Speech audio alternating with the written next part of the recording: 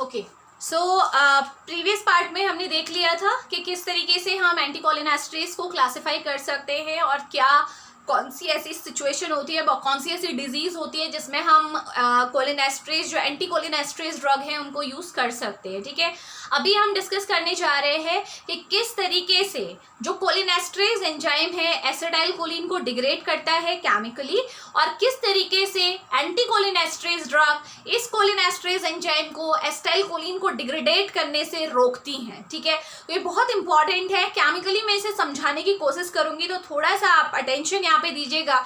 तो चलिए स्टार्ट करते हैं, बिकॉज थोड़ा सा केमिकल स्ट्रक्चर यहाँ पे हमें मेन देखना पड़ेगा। सो फर्स्ट मैं बात करती हूँ, देखो जो हमारा कोलिनेस्टरेज एंजाइम है, कोलिनेस्टरेज एंजाइम में दो साइट्स प्रेजेंट होती हैं, हमेशा ध्यान रखेंगे।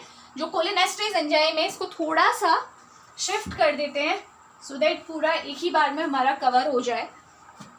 ओके, तो ये मान लीजिए ये हमारा क्या है, कोलिनेस्टरेज एंजाइम है। ठीक है, इसमें आपकी दो साइट्स प्रेजेंट होती हैं एंजाइम में, हमेशा ध्यान रखिएगा। एक साइड यहाँ पे है, एक यहाँ पे है, ये साइट्स है। ठीक है, ये साइड कौन सी होती है, आपका एस्टरिक साइट। ठीक है, इसे मैं थोड़ा सा यहाँ पे लिखती हूँ, ये कौन सी साइट है, एस्टरिक साइट। और ये साइड कौन सी है, एनायनिक साइट। ओके, दो साइट आपको दिख रही है।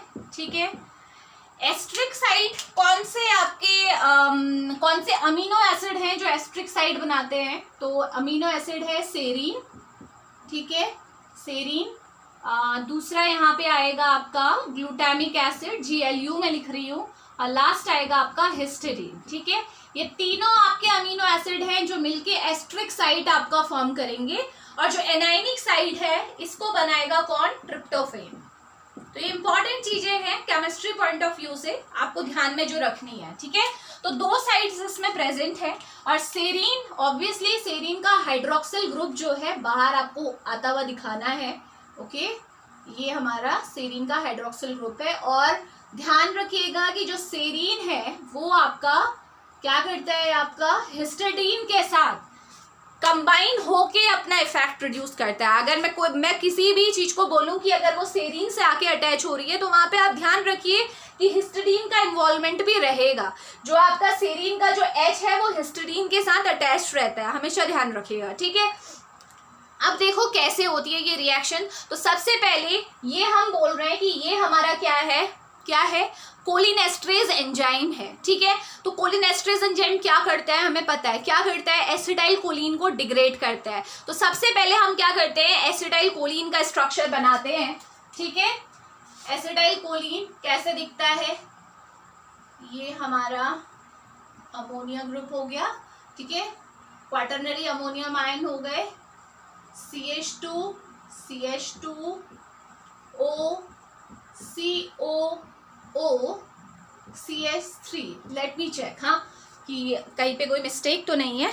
यस, ओके, यस, एक एक्स्ट्रा हमने वो ले लिया बिकॉज हम किसकी बात कर रहे हैं, एसिटाइलेशन हमने कराना है। तो this is the structure of acetyl choline. ठीक है, ये हमारा क्या है, एसिटाइल कोलिन का स्ट्रक्चर है। तो होगा क्या, देखो अब एसिटाइल कोलिन आएगा, ये जो कोलिनेस्टरेज एंजाइम है वेट कर रहा है कि एसिटाइल कोलिन आए और मैं इसे डिग्रेड करूं। ठीक है, तो एसिटाइल कोलिन आएगा और देखो किस तरीके से अटैच होगा, मैं वो अटैचमेंट आपको यहाँ पे दिखाना चाह रही हूँ। तो देखो किस तरीके से होगा अटैच, ये जो कार्बन आपको दिख रहा है ना, ये कार्बन जाके सीधे ही ऑक्सीजन से अटैच होगा। तो मैं सीधा अटैचमेंट दिखा रही हूँ, ये ऑक्सीजन है। ठीक है, बेटर कि हम इसे ब्लू कलर से मैं शो कर रही हूँ जो एक्स्ट्रा मॉइटी ऐड हो रही है। तो ये कार्बन अटैच हुआ, देखो ये कार्बन आया। ठीक है, कार्बन के पास क्या था, देखो इस कार्बन को देखो, इसके पास क्या है, डबल बॉन्ड O है। चलो ठीक है, डबल बॉन्ड O ही, अभी हम डबल बॉन्ड ही रखते हैं। ठीक है, एक कार्बन के पास क्या था, CH3 था, तो CH3 भी एक एरो लगा के लगा दो। ठीक है, इस साइड देखो क्या है, O, और एज इट इज पूरा स्ट्रक्चर आप ऐड कर दीजिए, CH2N। ठीक है, तीन जगह R आ जाएगा, ये R को दिखा रहा है। ठीक है, तो पूरा स्ट्रक्चर मैं अटैच कर चुकी हूँ। अब यहाँ पे देखो एक मिस्टेक हो रही है, इस कार्बन की वैलेंसी चेक करो कितनी है, 1 2 3 4 5, ऐसा तो पॉसिबल है ही नहीं, तो ये डबल बॉन्ड हट जाता है। ठीक है, डबल बॉन्ड हटेगा और ऑक्सीजन में कौन सा चार्ज आ जाएगा, नेगेटिव चार्ज आ जाएगा, क्योंकि ये आपका क्या है, आपका केवल कार्बन से आपके इलेक्ट्रॉन ले रहा है बट कार्बन के साथ को शेयर नहीं कर रहा है। तो इस तरीके से ये हमारा स्ट्रक्चर कंप्लीट हुआ कि आपका एसिटाइल कोलिन आया और इस कार्बन के थ्रू ऑक्सीजन से पूरी तरह से जुड़ गया। ठीक है, अभी देखो कुछ भी हमने मॉइटी रिमूव नहीं की है, as it is acetylcholine आया था, बाइंड हुआ। अब नेक्स्ट स्टेप क्या होगा, देखें नेक्स्ट स्टेप को। चलिए नेक्स्ट स्टेप में क्या होगा, आई होप अब तो ये सबको समझ में आ गया है कौन सी साइड कौन सी है, तो मैं नीचे ही बना दूं। इसके बाद क्या होगा, देखो सेम वही है, ये हमारी एनायनिक साइड है, मुझे अब लिखने की जरूरत नहीं है। This one is our asterisk side. Okay, so अब क्या होगा, अब ये होने वाला है कि ये जो पूरा स्ट्रक्चर है ना, ये यहां से टूटेगा, यहां से ब्रेक हो जाएगा। क्यों हुआ ब्रेक, पहली बात तो ये आपको पता होना चाहिए। ठीक है, ये हमारा यहां से ब्रेक हो गया। तो ब्रेक कैसे हुआ, ये जो आपको दिख रहा था ना ऑक्सीजन के साथ जो H था, जो हिस्टिडीन के साथ अटैच था, ये सिंपल क्या होगा, ये H किसे मिल जाएगा, इस पार्ट को मिल जाएगा, और कुछ नहीं हुआ। ये जो H है आपका H ग्रुप है, ये कहाँ मिल जाएगा, इस ग्रुप को इस पार्ट को मिल जाएगा। तो ड्रॉ कीजिएगा जरा, क्या बना देखो, मैं उसी को ऊपर जो किया हुआ है उसी को मैं वापस लिख रही हूँ। CH2O, यहाँ मैं पहुंच गई, और ये हिस्टिडीन ने जो ये H था जो सेरीन का था एग्जैक्टली, ये इसे डोनेट कर दिया, तो OH अलग हो गया, ये पार्ट बिल्कुल अलग हो गया, और बाकी का सारा ये सेरीन के साथ जुड़ा रह जाएगा। ठीक है, सेम उसी तरीके से दिखा रही हूँ सो दैट कि कोई कंफ्यूजन ना हो। O, ठीक है, अभी भी अटैचमेंट हिस्टिडीन अभी भी इन्वॉल्व रहेगा, ऐसा नहीं है कि ये H हट गया तो अब हिस्टिडीन का इन्वॉल्वमेंट खत्म हो गया। हिस्टिडीन का इन्वॉल्वमेंट अभी भी रहेगा, सेरीन यहाँ पे रहेगा, और ये ग्लूटामेट भी यहीं पे रहेगा। ओके, सो ऑक्सीजन था, क्या बच गया देखो, कार्बन, कार्बन के साथ क्या है आपका, अब क्योंकि ये बॉन्ड टूट चुका है, अब ये बॉन्ड यहाँ से टूट चुका है, तो बॉन्ड कहाँ ट्रांसफर हो जाएगा, यहाँ ट्रांसफर हो जाएगा। तो C डबल बॉन्ड O वापस से क्रिएट हो गया, क्योंकि ये बॉन्ड कहाँ ट्रांसफर हुआ, जो इन दोनों के बीच के शेयरिंग इलेक्ट्रॉन थे वो कहाँ ट्रांसफर हो गए, ये बॉन्ड को ट्रांसफर हो गए, तो C डबल बॉन्ड O फिर से क्रिएट हो गया, और यहाँ पे आ गया CH3। आई होप सबको समझ में आ गया होगा कि मैंने क्या किया। केवल मैंने क्या किया, जो पूरा एसिटाइल कोलिन अटैच हुआ था विद सेरीन रेसिड्यू, मैंने केवल उसे ब्रेक किया है, और ब्रेक होने की वजह से जो आपका सेरीन का जो H ग्रुप था वो आपके दूसरी साइड चला गया, इसलिए ये OH होके अलग निकल गया, और बाकी की जो मॉइटी है वो वैसा का वैसा ही मैंने लिख दिया है। ठीक है, बॉन्ड ट्रांसफर इतनी केमिस्ट्री समझ में आती होगी, है ना, क्योंकि बॉन्ड अगर दो चीजों के बीच में टूटा है तो ये अपने इलेक्ट्रॉन लेके जाएगा, ये अपने इलेक्ट्रॉन लेके जाएगा, तो कार्बन के पास जो इलेक्ट्रॉन जा रहे हैं वो जनरली ट्रांसफर हो जाएंगे इस बॉन्ड में, इसीलिए क्या हुआ, सिंगल से वापस क्या बन गया, डबल बॉन्ड बन गया। ठीक हो गया, अब ये आपका बन चुका है। ठीक, नेक्स्ट जो होने वाला है वो क्या होने वाला है, अब इस चीज को समझेंगे। नेक्स्ट स्टेप होगी आपकी हाइड्रोलिसिस रिएक्शन। अब ये देखो, ये एंजाइम अब कैसा हो गया बेटा, एसिटाइलेटेड एंजाइम हो गया है। CH3CO ग्रुप अटैच होने का मतलब क्या होता है, एसिटाइलेशन हो चुका है। अभी ये एसिटाइलेट नहीं था, अभी केवल एंजाइम केवल ऑक्यूपाई था, तो इसको क्या बोलते हैं हम, इसे बोलोगे इस स्टेप को एंजाइम सबस्ट्रेट कॉम्प्लेक्स। केवल एक कॉम्प्लेक्स बना था, और यहाँ पे क्या हो चुका है, आपका एसिटाइलेशन हो चुका है, तो आप लिखोगे एसिटाइलेटेड एंजाइम। ठीक है, अब नेक्स्ट स्टेप क्या होगा देखो, अब होगा आपका वाटर का अटैक होगा इस तरीके से। अब वाटर का अटैक होने के बाद क्या होगा ये देख लेते हैं, this would be the last step.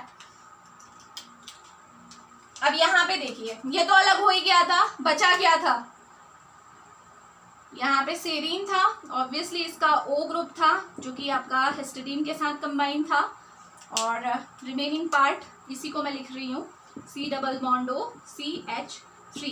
अब आप खुद देखिए, अब मैं इसे यहीं पे दिखा रही हूँ आपको अटैक होता हुआ। वाटर अटैक कैसे होगा, वाटर आएगा, ठीक है, वाटर आएगा, वाटर आप जानते हो दो पार्ट्स में डिवाइड हो जाता है, किस में बताओ, H positive plus OH negative, यही होता है वाटर का।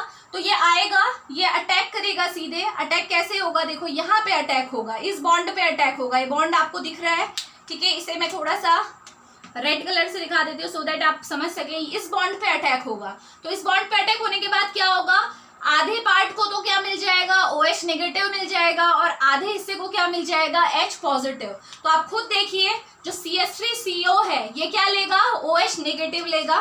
तो ये अपना देखो यहाँ से सीधे ये बॉन्ड टूटेगा, ये बॉन्ड ब्रेक हुआ। ब्रेक होने के बाद क्या होगा, CH3CO अपने साथ OH को लेके भाग गया, ठीक है, OH को लेके निकल गया, और जो H पॉजिटिव है वो किसको मिल गया, इस ऑक्सीजन को मिल गया, क्योंकि दोनों में बंटवारा होना था, तो इस ऑक्सीजन को मिल गया H। तो बात यहीं पे आपकी क्लियर हो गई। वापस से जो आपका एस्टरिक साइड थी फ्री हो गई ना, जो एसिडाइलेशन हुआ था वो हट गया और वापस से एस्टरिक साइड फ्री हो गई। तो इसे क्या बोलोगे आप, फ्री एंजाइम। एंजाइम वापस से फ्री हो गया। ऐसे ही हमारी बॉडी में कॉन्टिन्यूसली चलता रहता है। एंजाइम ने क्या किया आपको खुद दिख रहा होगा, या अभी क्या लगा आपको क्या हुआ इस प्रोसेस में। इस प्रोसेस में बस इतना हुआ कि जो एसिटाइल कोलिन आया था, एसिटाइल कोलिन का स्ट्रक्चर देखो, एसिटाइल कोलिन आया था, ये जब इस एंजाइम से बाइंड हुआ इसका क्या हुआ, डिग्रेडेशन हो गया। पहले देखो, पहले स्टेप में आधा हिस्सा अलग हो गया था, दूसरे स्टेप में जब वाटर ने अटैक किया तो ये CH3COOH भी अलग हो गया। यानी कि पूरी प्रोसेस में अगर देखा जाए तो एसिटाइल कोलिन दो पार्ट्स में डिवाइड हो गया, ठीक है। जो आपका एसिटेट था वो अलग हो गया और कोलिन पार्ट अलग हो गया, ठीक है। ये कोलिन पार्ट है, ये एसिटेट पार्ट है, दोनों अलग हो गए और ये एंजाइम फिर से फ्री हो गया है, ताकि दूसरे बार जब कोई दूसरा acetyl co enzyme acetyl choline आएगा तो वो उसका भी इसी तरीके से डिग्रेडेशन करेगा। तो आई होप आपको समझ में आ गया होगा कि एसिटाइल कोलिन का डिग्रेडेशन कैसे करता है कोलिन एस्ट्रेज एंजाइम। समझ में आ गया, ठीक है। अब इसके बाद हम बात कर रहे हैं, चलिए एसिटाइल कोलिन कैसे डिग्रेड हुआ समझ में आता है। अब हम बात कर रहे हैं कि हमें इस डिग्रेडेशन को होने से रोकना है, तो हम कैसे रोकें। तो हम ऐसा कर सकते हैं ना कि ये जो एंजाइम एसिटाइल कोलिन को अपने साथ बाइंड कर रहा है, इसके बदले हम कोई ऐसा कंपाउंड दे दें जो एसिटाइल कोलिन से पहले इनसे बाइंड हो जाए। ये कर सकते हैं, दोनों में कंपटीशन होगा, एसिटाइल कोलिन पीछे रह जाएगा और कौन बाइंड हो जाएगा, जो मैंने आपको क्लासिफिकेशन में पढ़ाया था, ऑर्गेनोफॉस्फेट्स हैं आपके, कार्बामेट्स हैं, वो बाइंड हो जाएंगे। और अगर वो बाइंड हो गए तो एसिटाइल कोलिन का डिग्रेडेशन तो होगा ही नहीं। अगर डिग्रेडेशन हुआ भी, अगर कुछ रिएक्शन हुई भी, तो वो किसके साथ होगी, आपकी उन कंपाउंड्स के साथ होगी। समझ में आ रहा है कैसे होगा। तो चलिए अब हम ये देखते हैं कि जो हमारी दो कैटेगरी है, मेन ब्रॉड दो ही कैटेगरी है आपकी एंटीकोलिनेस्ट्रेज की।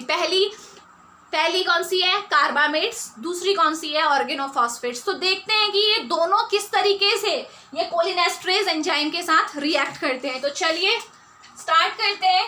मैं इसे ऐसे ही रहने दूंगी, इसमें कोई चेंजेस हम नहीं कर रहे हैं, ठीक है। चलिए तो वापस से हम इसी तरीके से स्ट्रक्चर ड्रॉ करते हैं। ये हमारा हो गया कोलिनेस्ट्रेज एंजाइम। तो ये आप खुद से भी, आप बैठे हुए हैं अपने घर में, खुद से भी आप करने की कोशिश कीजिए। जो जो स्टेप मैं बोल रही हूँ आप भी ट्राई कीजिए कि आप आंसर कर सकें। तो इसमें कौन कौन सी साइट है, ये कौन सी साइट थी, हमने अभी देखी थी, कौन सी थी, एनायनिक साइट। लिखने की जरूरत है मुझे, फिर भी मैं लिख रही हूँ ताकि हम बार बार करेंगे तो हमें याद रहती हैं चीजें, ठीक है। जितने बार आप लिखोगे ना उतने बार आपके दिमाग में रहेगा कि हमें इस तरीके से करना है, ठीक। अब हमने देखा था कि एस्ट्रिक साइड में हमारे पास कौन कौन से थे, सेरीन, ग्लूटामेट एंड हिस्टिडीन। तो मैं डायरेक्टली इस यहाँ से OH बाहर निकलता हुआ दिखा रही हूँ ताकि आप लोग समझ जाए कि ये हम किस तरीके से, यही था, यही और थी सिचुएशन। अब हम बात कर रहे हैं, देखो हम क्या कह रहे हैं कि ये एंजाइम वेट कर रहा है एसिटाइल कोलिन के आने का, ठीक है, कि एसिटाइल कोलिन आए और मैं उसे डिग्रेड कर दूं। लेकिन हमने यहाँ पे क्या किया, एसिटाइल कोलिन के साथ कुछ भी गड़बड़ हो उससे पहले क्या दे दिया हमने, कार्बामेट्स दे दिए, ठीक है। कार्बामेट में कौन कौन सी आती है, फाइसोस्टिग्मेन, पायरिडोस्टिग्मेन, नियोस्टिग्मेन, डोनिपेजिल, रिवास्टिग्मेन, ओके, गैलेंटामाइन, ये सारी आती है ना। तो आपने मान लो कोई सी भी दे दी, XYZ, हम नई नाम ले रहे हैं इसलिए मैं केवल एक मोइटी ड्रॉ करूंगी जो कार्बामेट की है। चलिए लिख लेते हैं, क्या है, स्ट्रक्चर बना रही हूं मैं कार्बामेट का, NR2R3, ये आपका अमाइन ग्रुप हो गया।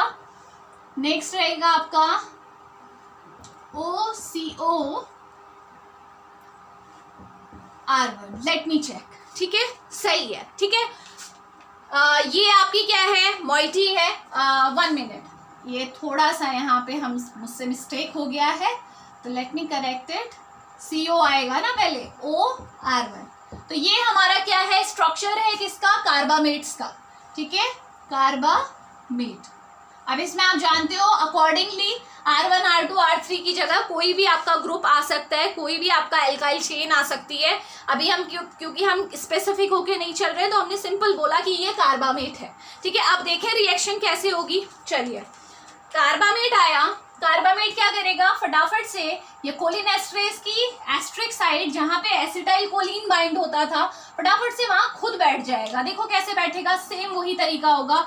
ये जो कार्बन है ये अटैच होगा। चलिए करते हैं, कार्बन है, कार्बन के साथ क्या क्या है पहले लिख लेते हैं, ठीक है। पहले जैसे हमने किया था वैसे ही कर रहे हैं। कार्बन के साथ क्या है, देखो ऊपर डबल बॉन्ड O, अगर यहाँ मैं देखूँ तो क्या है, OR1, ठीक है, ऐसे ही लिख लेते हैं OR1। यहाँ क्या है हमारे पास, N। नेक्स्ट हमारे पास क्या है, R2 और R3। यही हमारे पास, मैंने पूरा का पूरा लिख दिया, लिखने की जरूरत भी नहीं थी, मैं शॉर्ट में भी कर सकती थी, बट आपको समझाने के लिए करना जरूरी है। अब यहाँ पे देखो सेम वही चीज हो रही है, कार्बन की 5 आपकी वैलेंसी आपको दिख रही है, जबकि कितनी होती है, 4। तो यानी कि ये डबल बॉन्ड यहाँ से हटेगा और क्या आ जाएगा यहाँ पे, O नेगेटिव। सेम जैसा यहाँ पे हुआ था वैसे ही यहाँ पे भी हुआ। अब वैलेंसी सेटिस्फाई हो चुकी है, ठीक है, कार्बन की 4 हुआ करती थी वही है। अब नेक्स्ट स्टेप क्या होगा, नेक्स्ट स्टेप यहाँ पे भी वही होना है जैसे इस केस में हुआ था, कार्बन और ऑक्सीजन के बीच में क्या हुआ था, ब्रेक हुआ था ना बॉन्ड, वैसे ही अब यहाँ पे भी होगा, कार्बन और ऑक्सीजन, ये दिख रहे हैं आपको, यहाँ पे भी देखो कार्बन और ऑक्सीजन के बीच में टूटा था ना, अब यहाँ पे भी देखो आप, ये कार्बन और ये ऑक्सीजन के बीच में आपका ये बॉन्ड टूटेगा, ठीक है। नेक्स्ट स्टेप देखते हैं क्या होगा। ये आया हमारा जाइम, ये रही हमारी साइड, एस्ट्रिक साइड, यहाँ पे हमारा ऑक्सीजन था, ऑब्वियसली H भी था, हिस्टीडीन से अटैच था। अब हमने क्या बोला कि ये हमारा क्या है, कार्बन है, ठीक है। मैं ये बॉन्ड ब्रेक हो गया तो इसलिए मैं अब इसे इंक्लूड नहीं कर रही हूँ। एक आ गया O जिसमें आपका क्या है, नेगेटिव चार्ज था, N, R2 एंड R3।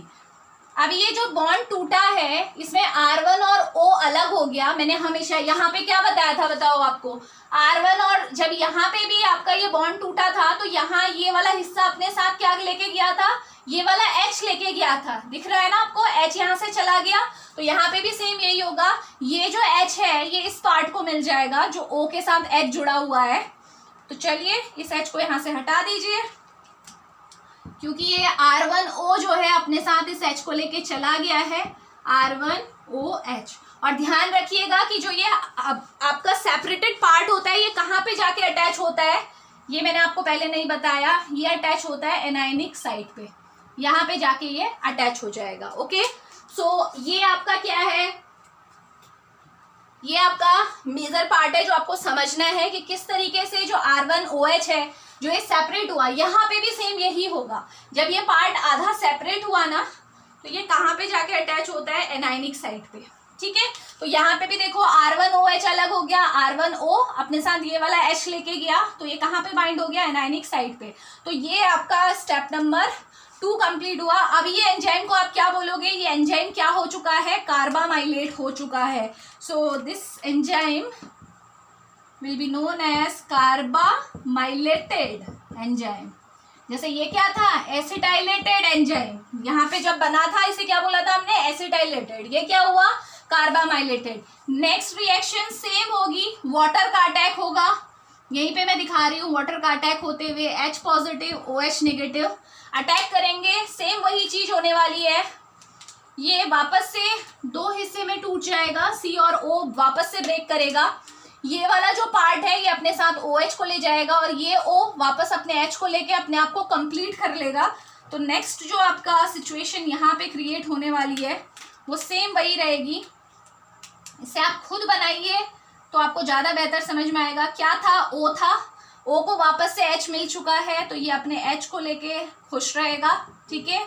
और बाकी का ये वाला जो पोर्शन है ये OH को लेके साइड हो जाएगा, R2, R3 NC, ओके।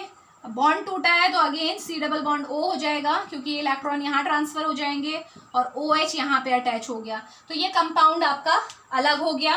तो आप यहाँ पे देखो क्या हुआ, क्या हुआ, सेम वही चीज हुई, कार्बामेट आया, कार्बामेट क्या किया, एंजाइम के साथ एस्ट्रिक साइड पे बाइंड किया, बाइंड होने के बाद ऑब्वियसली आपका बॉन्ड टूटा, बॉन्ड टूटने की वजह से जो आपका जो भी कंपाउंड आया था, जो भी कार्बामेट आया था, वो दो हिस्सों में डिवाइड हो गया। डिवाइड होने के बाद नेक्स्ट स्टेप क्या होगा, अब जब तक ये इस तरीके से रहेगा, जब तक ये एंजाइम इस वाली स्टेज में रहेंगे, तब तक ये एंजाइम अब किसी भी दूसरे कार्बामेट एस्टाइल कोलिन के साथ रिएक्शन नहीं कर सकते। लेकिन जैसे ही वाटर का अटैक होगा थर्ड स्टेप में, वापस से देखो एंजाइम क्या हो चुका है, फ्री हो चुका है। तो आपको सीधे सीधे दिख रहा है कि कार्बामेट के केस में जो रिएक्शन होती है वो क्या होती है, रिवर्सिबल होती है। इसीलिए कार्बामेट्स को हमने किस कैटेगरी में रखा था, रिवर्सिबल की कैटेगरी में रखा था, एक्सेप्ट कार्बोराइल और प्रोपक्सर, वो आपके इरिवर्सिबल होते हैं नो डाउट, लेकिन आपके ये रिवर्सिबल है। क्यों? क्योंकि इनने देखो स्टार्टिंग में एंजाइम को ऑक्यूपाई किया, कोई दिक्कत नहीं थी, अपना दो पार्ट में टूट भी गए, कोई दिक्कत नहीं थी, लेकिन फाइनली जो रिएक्शन हुई उसके बाद एंजाइम क्या हो गया, फ्री हो गया। ठीक है, अब नई रिएक्शन हो सकता है कि अगर अब कार्बामेट आप नहीं दोगे तो ये फ्री एंजाइम वापस से एस्टाइल कोलिन को डिग्रेड करने लग जाए। समझ में आ गया ना? तो ये बहुत इंपॉर्टेंट पॉइंट है जो आपको ध्यान में रखना है। अब देखो एक जो इंपॉर्टेंट बात थी वो मुझे बतानी थी आपको, यहाँ पे जब ये एसिटाइल कोलिन का डिग्रेडेशन होता है और जो ये वाटर का अटैक होता है, यानी कि आप बोल रहे हो जो एंजाइम फ्री होता है ना, ये कितना टाइम लेता है, विद इन मिली सेकेंड ये काम हो जाता है। In case of acetylcholine, अगर acetylcholine cholinesterase enzyme से बाइंड हुआ और उसका ब्रेकडाउन तो होगा ही होगा, वो तो डिग्रेड होगा ही, लेकिन जो एंजाइम है वो within millisecond free भी हो जाता है। समझ में आ रहा है? But in case of carbamates जो ये एंजाइम का फ्री होने का टाइम है ना, ये थोड़ा सा बढ़ जाता है। समझ में आ रहा है? जो टाइम होगा वो थोड़ा सा एक्सटेंड हो जाएगा। यहाँ पे आपको कितने लग सकते हैं, आपको अप्रॉक्सीमेटली एंजाइम को फ्री होने में 30 मिनट्स लग सकते हैं। बट एक केस है जो एड्रोफोनियम आपने ड्रग सुनी है, उसमें आपके लेस देन 10 मिनट्स में ही एंजाइम आपका फ्री हो जाता है। समझ में आ रहा है? तो यानी कि एक्टिवेशन का टाइम भी आपका अलग अलग है। ठीक हो गया? तो ये आपको ध्यान में रखना है, यानी कि यहाँ पे हमें ज़्यादा टाइम मिल जाता है, आप थोड़े आधे घंटे के लिए आप एंजाइम को डीएक्टिवेट करा सकते हैं। ठीक है, जबकि यहाँ वाले केस में देखो एंजाइम आया, एस्टाइल कोलिन आया, एंजाइम ने उसे डिग्रेड किया, विद इन मिली सेकेंड आपका एंजाइम एक्टिवेट हो गया, दूसरा एस्टाइल कोलिन आएगा उसे भी डिग्रेड करेगा। तो ये बहुत ज़्यादा क्विक होने वाली रिएक्शन है, रैपिड रिएक्शन आप इसे बोलोगे। ठीक है, मैंने लिखा नहीं है, आप लिख सकते हो रिएक्शन क्या है, बहुत रैपिड है। यहाँ देखो ये रिएक्शन क्या है, स्लो रिएक्शन है, यानी कि एक्टिवेशन में टाइम लग रहा है ना। अब हम लास्ट लेयर के चल रहे हैं जो क्या है हमारा ऑर्गेनोफॉस्फेट्स। अब देखते हैं हम ऑर्गेनोफॉस्फेट्स कैसे काम करेंगे। चलिए, सेम यही बात हमने यहाँ पे भी करनी है। ये रहा हमारा क्या क्या है, ये कोलिनेस्ट्रेज एंजाइम है। ठीक है, सेम वही बात, दो साइड्स होंगी, एस्ट्रिक साइट और एनायनिक साइट। ठीक है, this one is esteric, this one is anionic site. तो यहाँ पे एस्ट्रिक साइड में आप जानते हो कि OH ग्रुप रहेगा सेरीन का, और O जो है, जो H है वो हिस्टिडीन के साथ कॉन्टिन्यूएशन में रहेगा आपका हिस्टिडीन। ओके, क्योंकि हिस्टिडीन का रोल होता है यहाँ पे। ठीक है, हिस्टिडीन और सेरीन मिलके ही ये काम कर रहे हैं। तो ये हमारी सिचुएशन है। ठीक है, अब हम देखते हैं कि कैसे फॉस्फेट, ऑर्गेनोफॉस्फेट्स आके क्या करते हैं। ठीक है, ऑर्गेनोफॉस्फेट्स के केस में हम पहले इसका स्ट्रक्चर बना लेते हैं। ठीक है, हमारे पास ऑर्गेनोफॉस्फेट का स्ट्रक्चर है P double bond O, R2, R3 and R1। ये स्ट्रक्चर है मेरे पास ऑर्गेनोफॉस्फेट्स का। एक कॉमन हमारा रिंग है, R1, R2, R3 की जगह कुछ भी आ सकता है, आप जानते हैं। अब क्या होगा देखो, सेम ऑर्गेनोफॉस्फेट्स भी क्या करेंगे, सेम इसी तरीके से आएंगे और एस्ट्रिक साइट पे ही बाइंड होंगे। मैं बार बार बताने का रीजन यही है, अभी देखो आगे काम आएगा। ये हमारे आया, एस्ट्रिक साइट पे बाइंड हुआ, तो बाइंड होते दिखा दें इसे। अब यहाँ पे कार्बन तो है नहीं, अभी तक तो कार्बन से बाइंडिंग हो रही थी। देखो इस केस में भी कार्बन बाइंड हो रहा था, यहाँ भी कार्बन था। अब यहाँ पे फॉस्फोरस है तो फॉस्फोरस ही बाइंड होगा, ऑब्वियसली कोई और ऑप्शन हमारे पास है नहीं। तो ये फॉस्फोरस बाइंड हुआ, बाकी की चीज़ों को ऐसे ही उतार दीजिए। चलिए double bond O, next one would be R1, next रहेगा R2, R3। मैंने पूरे को दिखा दिया है। अब यहाँ पे भी वही है, फॉस्फेट की आपकी क्या हो रही है, आपकी अगर मैं बाइंड इसकी बात करूँ कि बैलेंसी की बात करूँ तो यहाँ पे वेरिएशन हो रहा है। तो इसको एक काम करते हैं, यहाँ पे भी क्या आ जाएगा, P के साथ आपका नेगेटिव चार्ज आ जाएगा। तो ये हमारा देखो पूरा का पूरा आपका जो ऑर्गेनोफॉस्फेट है बाइंड हो गया, ठीक है, एंजाइम पे आके बाइंड हो गया। अब नेक्स्ट स्टेप पे क्या होगा, अभी भी सेम वही होना है। देखो आप क्या होगा, लेकिन थोड़ा सा इसमें वेरिएशन है। अब क्या होगा, देखो जो ये R3 ग्रुप आपको दिख रहा है ना, ये R3 ग्रुप ये क्या करेगा, अपने साथ इस H को लेके बाहर निकल लेगा, ठीक है। देखो ये बनाया मैंने, ये एस्ट्रिक साइड, यहाँ पे O है, बाकी के सारे अटैचमेंट ऐसे ही दिखाएंगे हम फॉस्फोरस के साथ। ऑब्वियसली अब डबल बॉन्ड O हो जाएगा, क्योंकि अब एक तो वैलेंसी हटने वाली है, ये बॉन्ड तो यहाँ से टूट रहा है। अब यहाँ पे हमारे पास क्या रह जाएगा, R1 एंड R2, क्योंकि क्या हुआ, ये जो था आपका R3 अपने साथ H को लेके फ्री हो गया, यानी कि एक एल्काइल ग्रुप निकल गया, ठीक है। जो ये बॉन्ड टूटा होगा इसको सेटिस्फाई करने के लिए H मिला, तो R3 क्या हुआ आपका, यहाँ पे मैं लिख रही हूँ R3 H के साथ अपना बाहर निकल गया, यानी कि एक एल्काइल ग्रुप का रिमूवल हुआ है। अगर आपसे कोई भी पूछे तो आपको पता होना चाहिए कि ऑर्गेनोफॉस्फेट जब भी आप लेते हैं तो उसके बाद क्या होता है, एल्काइल ग्रुप रिमूव होता है। इसके बाद जो रिएक्शन होगी उसमें क्या होगा, देखो इसके बाद जो रिएक्शन होगी उसमें बस सिंपल यही होना है। ये हमारे पास क्या है, O था, ठीक है, जो आपका क्या था यहाँ पे प्रेजेंट है। ऑब्वियसली अब किससे जुड़ा है, हिस्टडीन से जुड़ा हुआ है, क्योंकि H तो R3 अपने साथ लेके चला गया है। अब यहाँ पे P, मैं वापस से वही चीज़ लिख रही हूँ, देखो पूरा का पूरा R2। अब आप बोलेंगे कि मैम यहाँ पे आपने वाटर का रिएक्शन क्यों नहीं कराया, ऐसा क्या हुआ कि यहाँ पे हमने वाटर का अटैक नहीं करवाया है। क्यों नहीं कराया है, क्योंकि यहाँ पे वाटर का अटैक होने ही नहीं वाला है, ठीक है। ध्यान रखिएगा कि ये वाली जो ऑर्गेनोफॉस्फेट की जो आपकी रिएक्शन होती है इसमें वाटर का अटैक नहीं होता है। इसीलिए एक बार अगर ऑर्गेनोफॉस्फेट्स इस सेरीन रेसिड्यू से अटैच हो गए तो वो अटैच हो गए, ठीक है, वाटर अटैक से वो नहीं हटेंगे। इसीलिए ऑर्गेनोफॉस्फेट की जो रिएक्शन होती है, ऑर्गेनोफॉस्फेट के द्वारा जो कोलिनेस्टरेज एंजाइम का जो इनहिबिशन हो रहा है वो कैसा होता है, इरिवर्सिबल होता है। समझ में आया, क्योंकि यहाँ पे वाटर का अटैक नहीं होता है, वाटर का अटैक यहाँ पे पॉसिबल नहीं है। तो वाटर अटैक आप लिखेंगे क्वेश्चन मार्क, होता नहीं है इस केस में, ठीक है। तो यहाँ पे क्योंकि वाटर का अटैक तो हो नहीं रहे। अब बताइए, अब आपको सीधे समझ में आ गया है कि यहाँ पे वाटर का अटैक बहुत फास्ट होता है, इसीलिए मिली सेकेंड के अंदर एंजाइम फ्री हो गया था। यहाँ पे कार्बामेट के केस में वाटर का अटैक थोड़ा सा स्लो होता है, इसीलिए टाइम लग जाता है उसे फ्री होने पे, लेकिन एंजाइम फ्री होता है ना नेक्स्ट टाइम के लिए। बट इस केस में, ऑर्गेनोफॉस्फेट की केस में वाटर का अटैक होता ही नहीं है, ठीक है। इसीलिए एक बार अगर एंजाइम की साइड ब्लॉक हो गई बाय ऑर्गेनोफॉस्फेट तो वो ब्लॉक ही रहेगी जब तक आप बाहर से कोई ट्रीटमेंट नहीं देंगे। एक पॉइंट याद रखिएगा। अब एक बात यहाँ पे आपको ध्यान रखनी है कि जो ऑर्गेनोफॉस्फेट है ना, इसके केस में जो हमारी एनायनिक साइड होती है ये फ्री रहती है। जैसे और केस में आपने क्या देखा था, यहाँ देखो, यहाँ पे आपने क्या देखा था, जब यहाँ पे आपका ब्रेक हुआ था बॉन्ड, R1OH बना था, R1OH कहाँ पे जाके बैठा था, एनायनिक साइड में, यानी कि esteric side as well as anionic side दोनों ही क्या हो गई थी, ऑक्यूपाई हो गई थी, कोई साइड खाली नहीं थी ना। लेकिन आप यहाँ पे देखो, यहाँ पे जब ये R3 जो है यानी कि एल्काइल ग्रुप जब हटता है ना तो ये हट जाता है, ये ऐसा नहीं है कि यहाँ पे जो एनायनिक साइड है वहां पे जाके बैठेगा। तो यानी कि ऑर्गेनोफॉस्फेट के केस में जो एनायनिक साइड होती है वो फ्री होती है, ठीक है।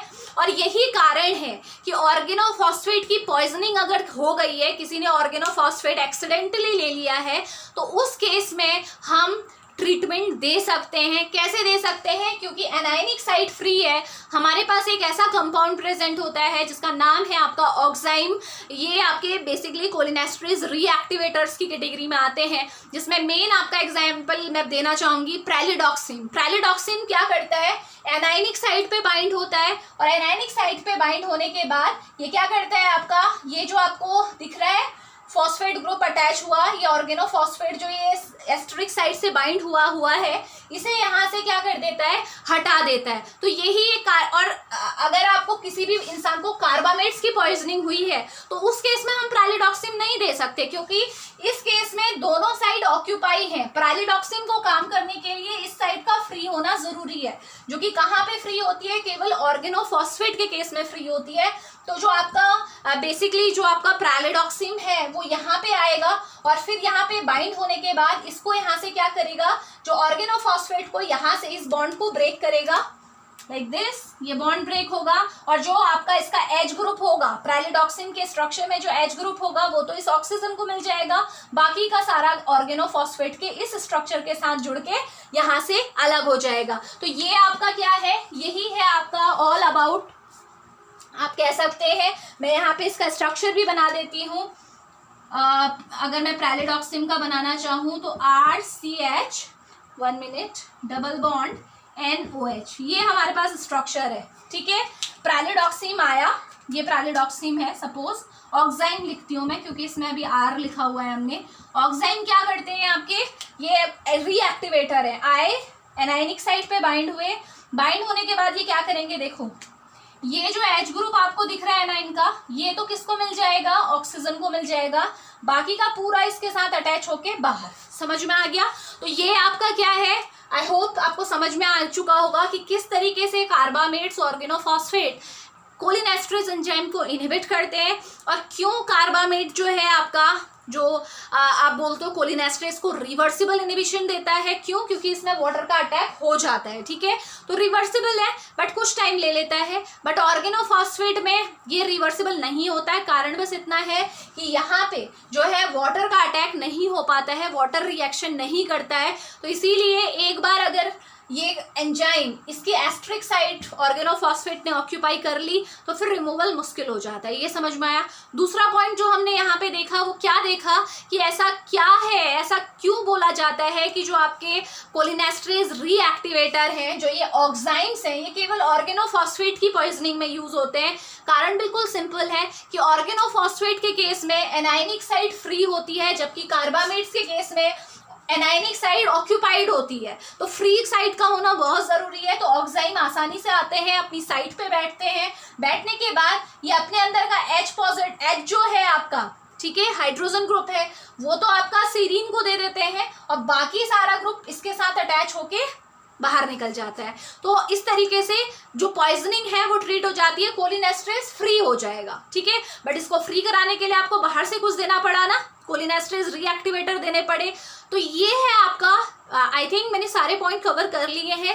एंटी कोलिनेस्टरेज बहुत इंपॉर्टेंट टॉपिक है, इससे बहुत सारे MCQs बनते हैं, आपसे कॉम्पिटिटिव एग्जाम्स में भी पूछे जाते हैं। मैं ट्राई करूँगी कि इससे रिलेटेड जो MCQs हैं उनको अलग से मैं कभी डिस्कस करूँ, बट फिलहाल के लिए ये था आपका ऑल अबाउट एंटी कोलिनेस्टरेज। अगर इससे रिलेटेड कोई भी डाउट है, कोई भी क्वेरी है, तो आप कमेंट बॉक्स में मेंशन कीजिए। अगर मुझे नेक्स्ट ऐसा लगा कि कुछ पॉइंट यहाँ पे छूट रहा है, उसे नेक्स्ट लेक्चर में कवर करना चाहिए, तो हम इसके लिए अलग से लेक्चर भी करेंगे। ओके, तो नेक्स्ट लेक्चर में आई होप हम लोग माइस्थेनिया ग्रेविस को कवर करेंगे। ओके, तो मिलते हैं नेक्स्ट लेक्चर में। Till then, thank you.